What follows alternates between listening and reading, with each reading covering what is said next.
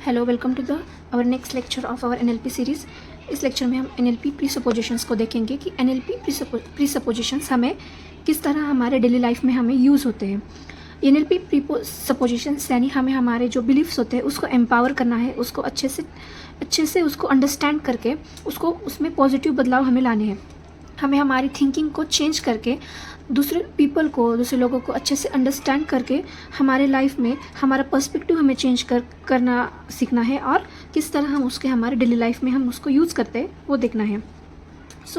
हमारे जो भी एक्सपीरियंसेस होते हैं, हमारे जो भी बिलीफ्स होते हैं, जो हमारे बचपन से हमारे सोशल लाइफ में, हमारे डेली रूटीन में हमारे बिलीफ बन जाते हैं, वो हमारे बिलीफ्स, हमारे इमोशंस और हमारी जो मेमोरीज़ होती है, उन सब का कहीं ना कहीं हमारे लाइफ में, हमारे दिमाग में उसका बहुत ज़्यादा इम्पैक्ट होता है।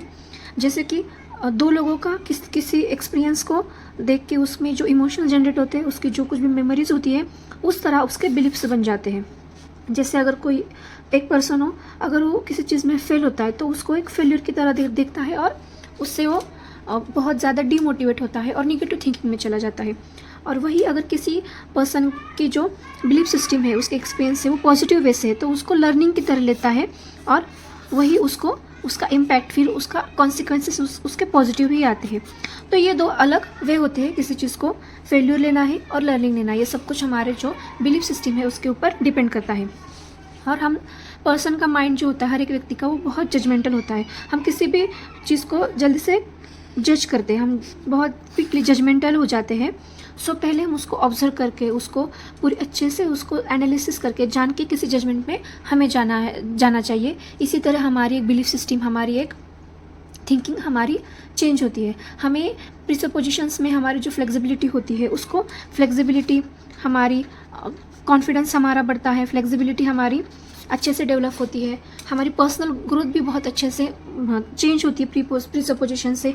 हमारा जो इमोशनल इंटेलिजेंस होता है, इमोशनल इंटेलिजेंस यानी हमारे किस तरह से हम हमारे इमोशंस का यूज़ करके, इमोशंस को जान के, उसका इंटेलिजेंटली यूज़ करके हमारे लाइफ में हमारे इमोशंस को अच्छे से एक डिवाइड करते हैं। यानी अगर आप वर्किंग प्लेस में हैं तो बहुत ज़्यादा इमोशनल ना होना, हर एक चीज़ को जिस जगह है वहाँ पे उसको अच्छे से हमारे इमोशंस को यूज़ करना ही इमोशनल इंटेलिजेंस होता है। कि किस तरह हमें, अगर आप जज है तो हमें किसी चीज़ को ज़्यादा इमोशनली भी नहीं ले सकते, तो वहाँ पे इमोशनल इंटेलिजेंस हमारे डेली लाइफ में हमें इमोशनल इंटेलिजेंस का यूज़ करता आना चाहिए। और हर एक चीज़ के एक कॉन्सिक्वेंसेस होते हैं। हम जो कुछ भी एक्शन लेते हैं उसके कॉन्सिक्वेंसेस हमारे ही एक्सपीरियंसेस बन जाते हैं। जैसे कि अगर कोई एंगर कर रहा है तो क्यों कर रहा है, क्योंकि उसको कहीं ना कहीं प्रोटेक्शन चाहिए होता है। और अगर कोई लेजीनेस बहुत करता है, बहुत लेजी है, किसी काम को करने में बहुत प्रोकास्टिनेट करता है, लेजीनेस करता है, तो वो कहीं ना कहीं उसका अवॉइडेंस करता है स्ट्रेस का, यानी उसको स्ट्रेस से दूर भागना होता है। यानी जो कुछ भी लेजी लोग होते हैं वो क्या सोचते हैं कि उनको स्ट्रेस नहीं चाहिए होता किसी चीज़ का, तो उससे भागते हैं। और कोई एंगर क्यों करता है, तो कहीं ना कहीं वो उसके इमोशंस की प्रोटेक्शन करता है और एंगर में आ जाता है। और हमें हमारा जो भी बिहेवियर है हमारे इंटेंशन से अलग रखना आना चाहिए। यानी अगर हमारा बिहेवियर, हम बहुत ज़्यादा, अगर कोई बहुत ज़्यादा शॉर्ट टेम्पर्ड है, बहुत ज़्यादा एंगर में आ जाता है, हाथापाई पे आ जाता है, तो वो कई बार ऐसा होता है कि हमारा इंटेंशन वैसा नहीं होता, हम बाद में बहुत पछतावा होता है कि मैंने ऐसे क्यों बोल दिया, ऐसे क्यों कर दिया। तो वहाँ पे हमारा इंटेंशन जो होता है वैसा नहीं होता, लेकिन हमारी एक्शन है, बिहेवियर में वो आ जाता है। इसीलिए हमें बिहेवियर इंटेंशन को हमें सेपरेट रखना आना चाहिए।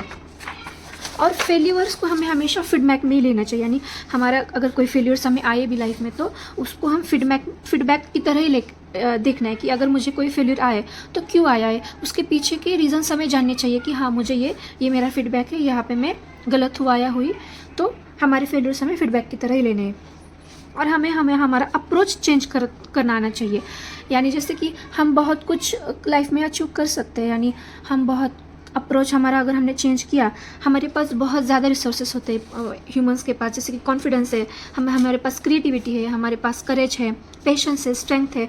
इस चीज़ का ना हमें यूज़ करते आना चाहिए। यानी कॉन्फिडेंस कैसे डेवलप करना है, हमें हमारी क्रिएटिव कैसे काम में लानी है, हमारा करेज हमें कैसे काम में लाना है, और हर एक चीज़ में पेशेंस कैसे डेवलप करना है कि किसी चीज़ के लिए पेशेंस रखना है। यानी वो हमारा जो काम है वो हमें बहुत पेशेंसली, बहुत जल्दबाजी नहीं करनी रिजल्ट लाने के लिए। हम रिजल्ट के लिए बहुत इम्पेशेंट होते हैं कि हमें कब रिजल्ट आएगा, लेकिन हमें हमें पेशेंस के साथ हमारा काम करते रहना चाहिए और वही हमारी स्ट्रेंथ होती है। और हमारी बॉडी और माइंड हमेशा कनेक्टेड ही होती है। हमारे थॉट्स जो है अफेक्ट करते हैं बॉडी को, और हमारी बॉडी जो अफेक्ट करती है इमोशंस को और हमारे थिंकिंग को। यानी जो कुछ भी हम सोचते हैं कहीं ना कहीं हमारे बॉडी में आ जाता है, और जो हमारे बॉडी में आता है तो हम उसकी इमोशंस में चले जाते हैं। जैसे कि हमने नेगेटिव थॉट्स किए तो हमारे बॉडी में कहीं ना कहीं दिखता है, मतलब कहीं ना कहीं हम बहुत स्ट्रेस में आ जाते हैं तो बीमार रहते हैं, हमारा फेस पे भी दिखते हैं कि हम स्ट्रेस में हैं, और वही इफेक्ट्स हमारे इमोशंस में आ जाता है। जैसे कि आपने स्माइल किया तो आप हैप्पी मोड में अपने आप चले जाते हैं। अगर आप बहुत उदास रहते हैं तो कहीं ना कहीं आप अंदर से सैड ही फील करते हैं। यानी जो बाहर दिखता है वो कहीं ना कहीं हमारे अंदर ही रिफ्लेक्ट होता है, जो अंदर रिफ्लेक्ट करता है वो कहीं ना कहीं हमारे बाहर भी दिखता है। सो हमें जिस तरह की सक्सेस चाहिए, जिस तरह का हमें बनना है, तो उसको हमें ऑब्जर्व करता आना चाहिए। यानी जिसको हम एक हमारे आइडल की तरह देखते हैं, उनकी सक्सेस कैसी है, उनकी स्ट्रैटेजीज क्या है सक्सेस के लिए, उनकी लीडरशिप कैसी है, स्किल्स क्या क्या है, ये सब हमें अच्छे से ऑब्जर्व और एनालिसिस करता आना चाहिए। यानी अगर आप किसी व्यक्ति को आपका आइडल मानते हैं तो उस व्यक्ति ने वहाँ तक जाने के लिए क्या क्या स्ट्रैटेजीज अपनाई है, किस तरह का उसका बिहेवियर है, उनकी स्ट्रेंथ क्या क्या है, उनका डिसिप्लिन कैसा है, उनकी कॉन्फिडेंस कैसी है, स्किल्स क्या क्या उन्होंने यूज़ किए, उनकी लीडरशिप क्वालिटी कैसी है, इस सब को हमें अच्छे से ऑब्जर्व करके हमारे लाइफ में उसको हमें लाना है।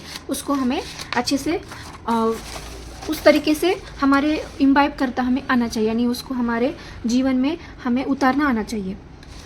और हम देखते हैं कि people act on what they know, यानी लोग वैसे ही एक्ट करते हैं जितना उन्हें पता होता है।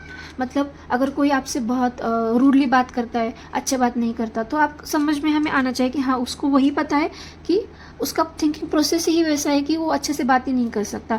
और जैसे कि आप देखते हैं कि बहुत सारे लोगों को बहुत वर्ल्ड में क्या चल रहा है उनकी बातें करते हैं, पॉलिटिक्स में क्या चल रहा है उसकी बातें करते हैं, उनका नॉलेज बेस बहुत ज़्यादा रहता है। और किन किन लोगों का सिर्फ आप देखते हैं कि एंटरटेनमेंट की बातें करेंगे और गॉसिपिंग करेंगे। तो people acts on what they know, हमें पता चलता है कि वही लोग वही बातें करते हैं जो उनको पता होता है। यानी जो उसके डेली लाइफ में, उसके माइंड में जो चलता रहता है वही वो उनके मुंह से भी वही निकलता है। सो हमें उसकी जो बातें रहती है, व्यक्ति के जो एक्शंस होती है, तो उससे पता चलता है कि उस व्यक्ति को क्या क्या पता है और क्या पता नहीं है। Understanding creates compassion. अभी जैसे कि मैंने बात की, हमें दूसरों को अंडरस्टैंड कर जब हम करते हैं तो हमारे खुद में ही कंपैशन क्रिएट होता है। जैसे कि अगर कोई सैड है, बुरे फेस से जा रहा है कोई व्यक्ति, अगर उसमें कोई दुख है लाइफ में, तो कहीं ना कहीं उसको वो थोड़ा सैड होता है, कहीं ना कहीं वो थोड़ा रूडली भी बात करता है। तो हमें उस तरह उसको अंडरस्टैंड करता आना चाहिए कि हाँ इसके साथ बुरा हुआ है इसलिए उसका मूड ख़राब है। सो उस तरह उसमें कंपैशन हमारे में डेवलप होती है। जैसे कि हम देखते हैं कि गरीब लोग जो होते हैं रोड साइड पे, जो कोई सपोज भीख मांग रहा है, कोई जो छोटे मोटे काम कर रहा है, तो जब हम लोगों को अंडरस्टैंड करेंगे कि हाँ कि उनके पीछे की मजबूरी क्या होती है, तो कहीं ना कहीं हमारे अंदर ही वो कंपैशन डेवलप होती है। और नहीं तो बहुत बार लोग देखते हैं कि उनको कहते हैं कि हाँ उनका कर्मा ऐसा है तो उनके साथ ऐसा ही होना चाहिए, कुछ तो बुरे कर्म किए होंगे तो इसलिए वैसा हो रहा है। तो उस तरह की उस सोच हमें नहीं रखनी। हमें उनको अंडरस्टैंड करना है कि हाँ उनकी लाइफ में कोई तो सिचुएशंस ऐसी होंगी कि उस वजह से उनको इस तरह की ज़िंदगी वो जी रहे। तो अंडरस्टैंडिंग क्रिएट्स कंपैशन, हमारी अंडरस्टैंडिंग ही हमारे अंदर के कंपैशन बढ़ाती है। Flexibility creates power.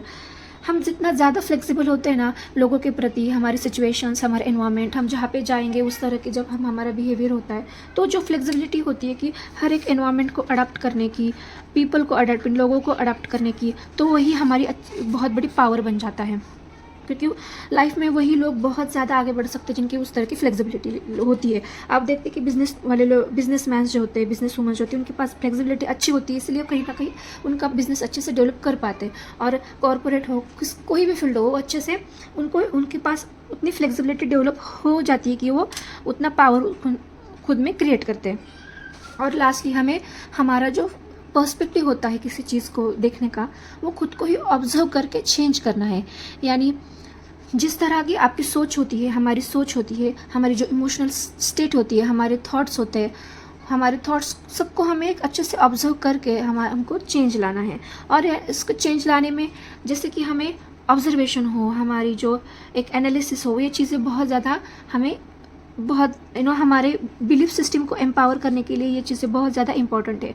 और यही NLP प्रीसपोजिशंस है जो कि हमें सिखाता है कि हमें हमारी बिलीफ सिस्टम, हमारी जो थिंकिंग है किस तरह उसको पॉजिटिव वे में लाना है और हमारी अंडरस्टैंडिंग और कम्युनिकेशन उससे बेहतर होंगी। सो NLP प्रीपोजिशन में यही था।